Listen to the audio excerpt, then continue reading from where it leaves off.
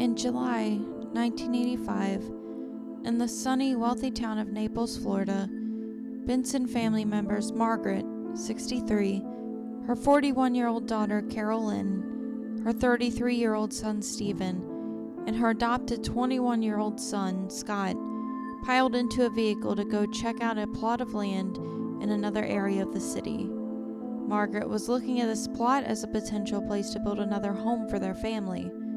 Unfortunately, the family never left the driveway. As they got in, the vehicle exploded, causing an extremely loud blast heard up to 5 miles away. Both Margaret and Scott had died instantly. Carol Lynn survived the explosion and was rushed immediately to the hospital with severe burns. Luckily, Stephen hadn't entered the vehicle before the explosion and was safe. Police were called out to investigate the resulting scene of carnage left behind. Searching the surrounding areas, remnants of explosives were found, confirming that the attack had been planned. The target of the attack, though, was a mystery. The police weren't sure if the target had been Margaret, Scott, or the entire Benson family. They turned to Carol Lynn for any answers, but she did not want to discuss the situation while she was recovering. They looked towards Stephen, who was in a state of shock after losing his family, so investigators didn't want to push him too hard. Investigators dug more into the Benson family's background and theorized that Scott, the adopted son, was the target of the attack. He had already been arrested multiple times, user of many recreational drugs, and was a known hard partier with strippers. Continuing their theory, they believe the attack was related to Scott's drug use and that he may have owed money to someone or had seen something he wasn't supposed to see. Scott was a difficult child from the start and was known to run with a rough crowd with a rough attitude to match. In 1983, he had a fight with Margaret over his guard dog having an accident on her expensive white carpet. During the argument, he grabbed her and shook her and threatened that if he gave the command, his dog would rip her to pieces. Police were called and he was held in custody for 5 days. Even after the fact, Margaret would still pamper him, but after delving into Scott's social circle, they found their theory to be a dead end. Soon after, a scandal erupted in Naples as it was revealed that Scott was actually Carol Lynn's son that was raised by her parents. The investigators tossed around the idea that maybe Scott was looking to commit suicide after learning of this dark secret, but dismissed the idea. They believed that it was likely that Scott never found out the truth of his birth mother. Fortunately for the investigators, a new lead began to open. After speaking with some of Stephen's high school friends, it was discovered that he knew how to make pipe bombs and worked on explosives.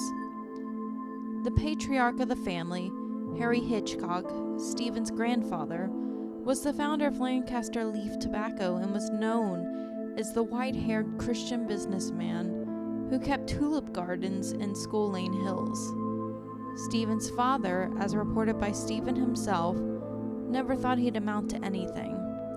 Stephen was known to bounce from job to job. Most of his life he grew up in Lancaster County in Pennsylvania and eventually enrolled in Franklin and Marshall College, but never graduated. He eventually tried to work in landscaping, took several positions in the Lancaster Leaf Tobacco business, worked in import-export business, real estate, burglar alarm sales, graphic design, and advertising. Stephen's odd behavior carried over into the investigation. The officers investigating the case were eager to speak with Stephen again. Stephen, on the other hand, refused any attempt at an interview and then hired one of the top attorneys in the area. Considering the circumstances, this looked very suspicious. The investigators were at a loss, though. Not being able to speak with Stephen caused their case to come to a halt. All of that changed shortly after when the surviving member, Carol Lynn, was ready to speak. Not only was she ready to speak, she had a lot of information to share. On the morning of the explosion, the family was planning to go together to see the plot of land at Stephen's suggestion. He drove over to their house and said he would go and grab donuts for everyone using the vehicle that would later explode. When he arrived back, and as the family was getting ready to leave, Carolyn noted that Stephen suggested where everyone should sit. After his suggestions, he claimed he had to go back inside to grab a tape measure. When Stephen ran into the house, the vehicle the rest of the family was in had exploded. Carolyn saw a giant fireball and realized that she was on fire. She managed to escape the vehicle and rolled around in the grass to extinguish the flames. As she was doing this, she saw Stephen watching her. She begged him to help her, and he just went back inside the house. Harold Young, the lead investigator for the Collier County Sheriff's Department, was one of the first authorities to respond to the bombing that morning. When he arrived inside the house, he found Stephen talking on the telephone. He was calm as a cucumber, stated Young. He was talking to one of his associates. The phrase, "How much did we take in yesterday?" sticks in my head. That seemed more important to him than his family lying all over the golf course. When questioning Stephen, he stated that the family was going to see some property that his mother wanted to purchase to build a home on. He went to get coffee and donuts at a nearby store. As soon as he got back and everyone got in the vehicle, he went back in the house to get a tape measure, and that's when the bomb went off. At this moment, Young knew immediately that Stephen was guilty. He was the last person to drive the vehicle. He had parked it and positioned his family in it perfectly. Who else would have had the time to put a bomb in it? Not too long later, investigators even found a receipt with Stephen's palm print for the purchase of pipe and end caps used in the bomb. They even found a single particle of zinc on Stephen's pants that fell off when the bomb was being made. On August 22, 1985, Stephen was arrested for murdering Margaret and Scott and attempting to murder Carolyn. The issue that came up was motive. What drove Stephen to kill his family? Dwight Brock was an assistant state attorney on the case alongside his brother Jerry Brock, the lead prosecutor. Dwight was an expert in white-collar crime and asked to come in to help with financial issues in the case as it was approaching trial. "Tracking money, that was my forte," stated Dwight. "Just follow the money, and you could see what he was doing." And Stephen was doing a lot, including purchasing a house in Fort Myers and the new car. It was obvious to Dwight that Stephen was spending his mother's money. Margaret started questioning where all the money went and wanted to see the books. The next day, the bomb went off. Margaret's personal secretary pulled the data for what her children had owed her. Carolyn owed $118,000, and Stephen owed almost $300,000. There were even more issues with Stephen's spending beyond this. He had started yet another company called Meridian Marketing, near where he had bought a new large house. He told his new employees to not let anyone in the offices of Naples-based companies know the name of the business or what they did. Margaret began to face the reality that Stephen was spending beyond the family's means.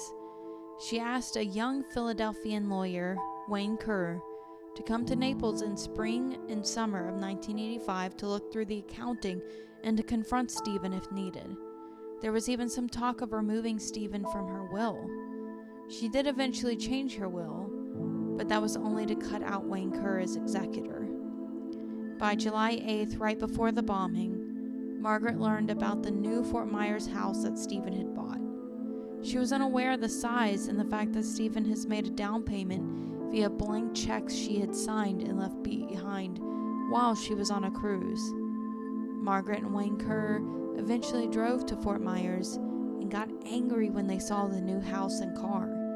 She told Stephen she wanted to talk business that night, but Stephen claimed he already had a business meeting. When at the funeral of Margaret and Scott, Stephen sat between his wife and grandfather, Harry Hitchcock. According to newspaper reports, Stephen had asked for $20,000 as a loan from his grandfather and received it. Not long after the funeral, when Stephen was arrested, Harry had asked the judge to not release Stephen citing that if he was willing to murder his family for money, he was willing to murder himself for the same. Prosecutors argued that Stephen had come up with the idea. Carolyn testified that when Stephen had gone to grab coffee and donuts, a trip that should have taken him 10 minutes took more than an hour. Police had questioned him about this, and he stated that he was delayed because he ran into some people he knew, but he couldn't provide any names. The prosecutors had another bit of evidence on their side. According to a groundskeeper who worked on Margaret's Pennsylvania estate in 1982, he looked down from his ladder and saw Stephen carrying copper tubes with wires. Not long after, he heard a loud explosion. He got off the ladder and walked towards the tennis courts and saw Stephen holding a remote-controlled device, as Stephen himself was just laughing. When Stephen was arrested, he claimed he had no money and claimed indignancy. He had retained Naples attorney Michael McDonnell. The public complained about paying his legal bills, so Judge Hayes reversed his ruling and approved a partial distribution from Margaret's estate to pay $245,000 towards Stephen's legal fees. In court, as the defense was explaining that Stephen was a nice person, a good son, and a good brother, he began to cry. His face was red from the sobbing, but that all changed soon after. Upon hearing Carolyn's testimony, the money battle within the family, how they fought among each other to get the fortune, and how the bombs were assembled to do the most damage, Stephen was stoic. Carolyn claimed that Stephen had called her the previous night to make sure her and Scott were going to be there the following morning. She thought that Scott being there was a silly request. She also found it very odd that Stephen wanted to position everyone in the car, and that he wanted Scott driving. She remembered Stephen handing Scott the keys and heading back towards the house.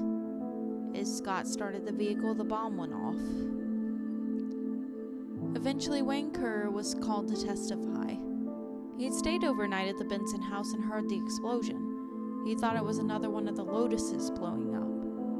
He testified that Stephen's company books were a mess, with checkbook entries missing, no balance carried forward. He originally thought it was just sloppy bookkeeping. He said that Stephen would regularly go to the bank he kept the account of Meridian Marketing and use counter checks to pull large amounts of money out. He eventually said that he told Margaret that she needed to stop being a bank for her kids. Stephen was found guilty on all counts and was sentenced to life in prison. Over the course of 30 years, Stephen was moved every 3 to 4 years. He was assigned to work a variety of jobs and even participated in prison chapters of the JCs and Toastmasters. Despite these gains, Stephen lost many things while in prison. In 1987, he lost his real estate license. He lost protection as he was stabbed by another prisoner in 1991. At this point, there were no records that anyone, even his wife and children, had visited him in prison. In 1993, Stephen wrote to the prison officials to change his marital status to divorced. His wife had filed to end their marriage and left the state. 17 years later, he was reprimanded for setting up an unauthorized computer account in a prison classroom. He asked his emergency contact to be changed to a groomsman in his first wedding. Stephen had an even bigger history during his prison stay. He was regularly reprimanded for many different actions. In 1990, an 11-inch knife was found in an air vent in his cell. In 1993, he was confined for extorting other prisoners for providing legal services. He was reprimanded for having too many legal papers, having an unauthorized radio, being in the wrong cell, fighting with guards, taking condiment packets from the cafeteria, having extra shower shoes, and standing on a chair to change the channel of the TV.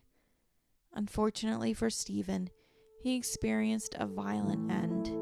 In July of 2015, he was stabbed in the head by another prisoner and passed.